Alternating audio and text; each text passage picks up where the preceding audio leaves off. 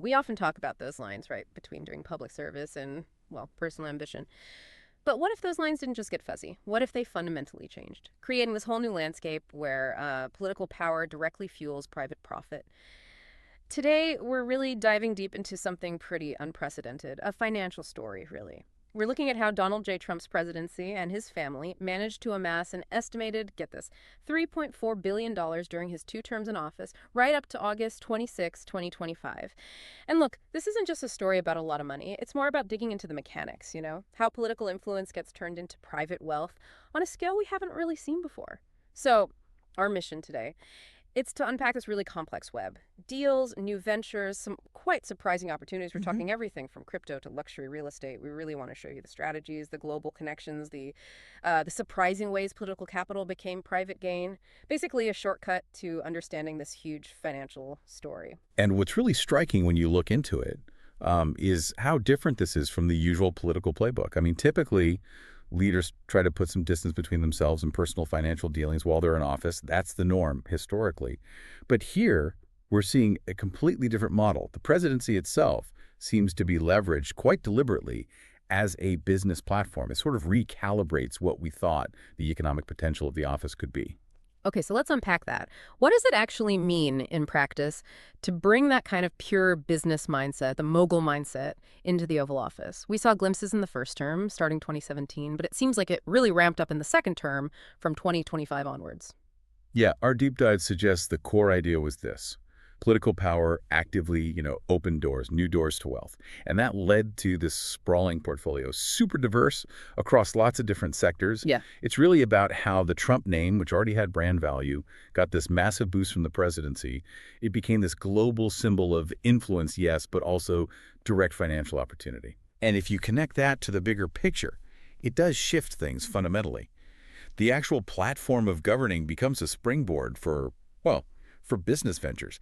So it's not just about piling up wealth. It seems like a calculated strategy, using political capital in a way that really intentionally blurs those lines between public duty and private profit. It would set quite a precedent. Right. And one area where this played out dramatically was in digital currencies.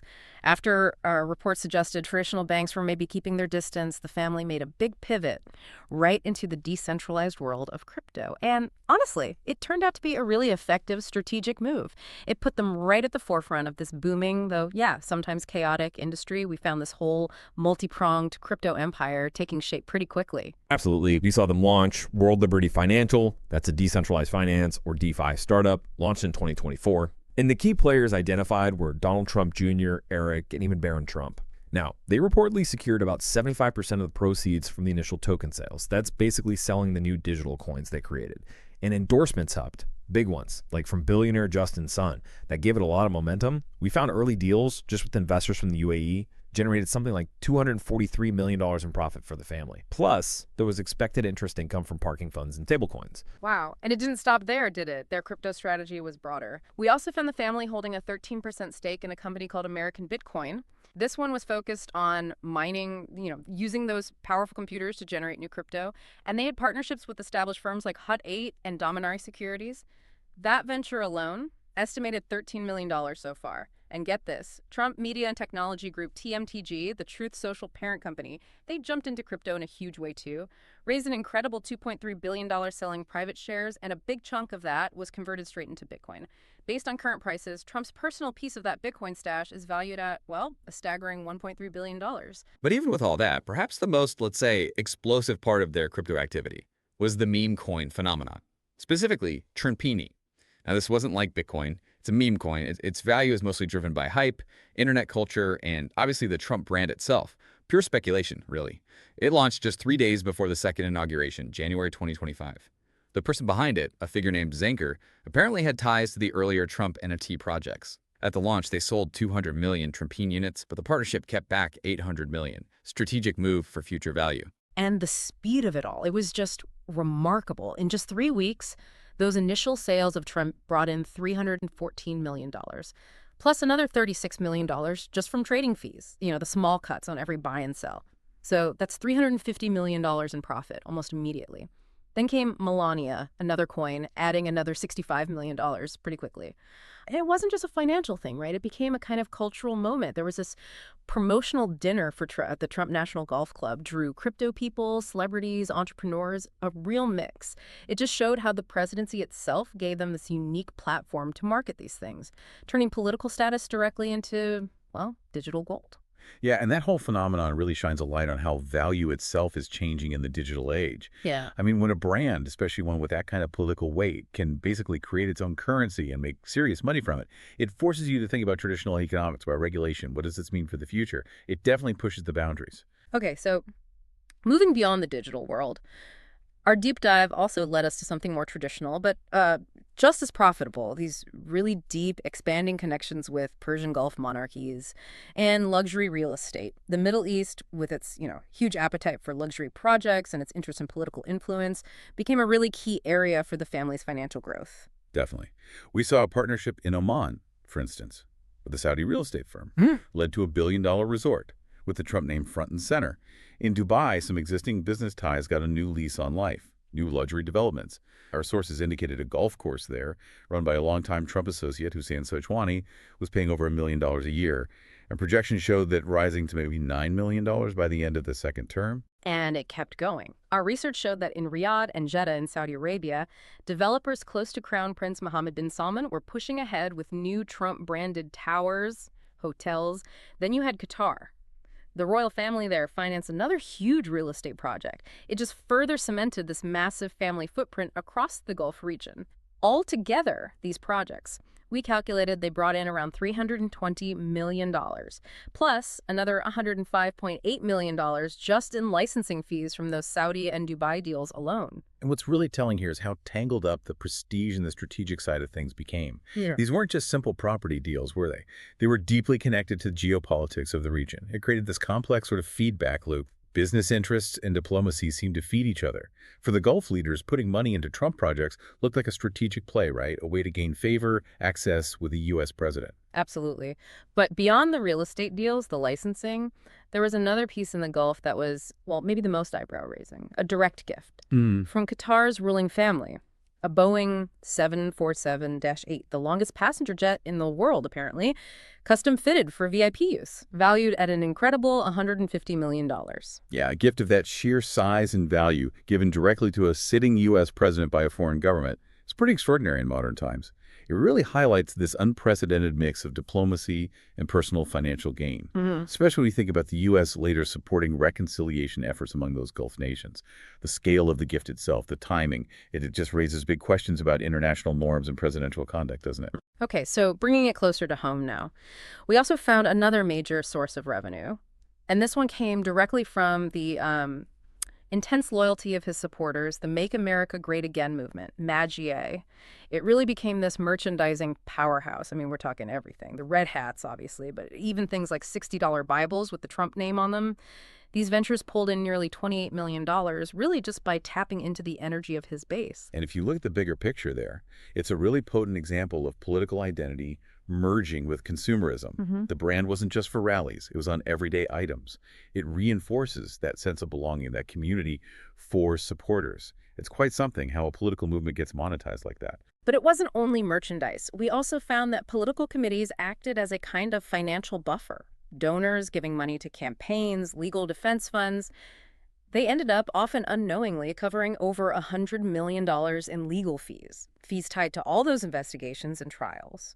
These funds basically paid for personal legal fights that would normally be private costs. So you combine the merchandise money and these PAC-funded legal expenses, and you're looking at about $127.7 million in revenue right there. And that really points to some critical questions about political fundraising, about transparency, especially when donations given for one purpose, like campaigning, get redirected to cover personal legal bills. It effectively shifts private costs onto loyal supporters, often without them clearly knowing that's where the money's going.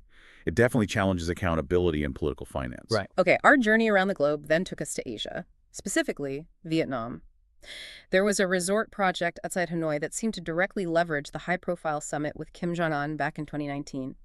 The main feature is an 18-hole golf course, but it's part of what's planned to be the largest Trump-branded property anywhere. Luxury villas, hotel, commercial space, the works. The licensing and management fees from just this one project projected to bring in $40 million over time. And what's fascinating there is seeing how diplomacy, which you normally think of as being about national interest, can translate so directly into private business deals. Presidential visibility was essentially used to unlock a whole new international market to secure these big long-term contracts. The timing right after the Hanoi summit really underlines that connection. And finally, there's one more crucial area we can't overlook, another way money flowed in: the courtroom. The presidency itself seemed to become a factor in legal settlements. Our sources suggest that various lawsuits, defamation, business disputes involving his companies often ended in settlements rather than drawn-out trials. Corporations, media outlets, often they seemed wary of fighting a long, expensive battle against a sitting president. So they settled. These cases, involving Trump, his businesses, even Melania Trump, brought in a collective $91 million. Melania herself got a significant settlement, and she also leveraged her First Lady status for a lucrative Amazon Prime Video documentary deal.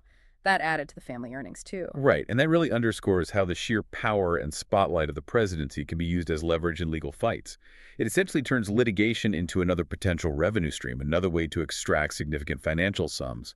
It creates a very unique dynamic in the legal world. So when you put all these different pieces together, all these varied, sometimes really surprising income streams, the overall scale, well, it really points to a new kind of financial model operating at the highest level. We're talking about a $3.4 billion empire built during a presidency, all tallied up by August 26, 2025. Let's just quickly run through those main buckets again. Over $1.6 billion just from the cryptocurrency ventures. That's huge.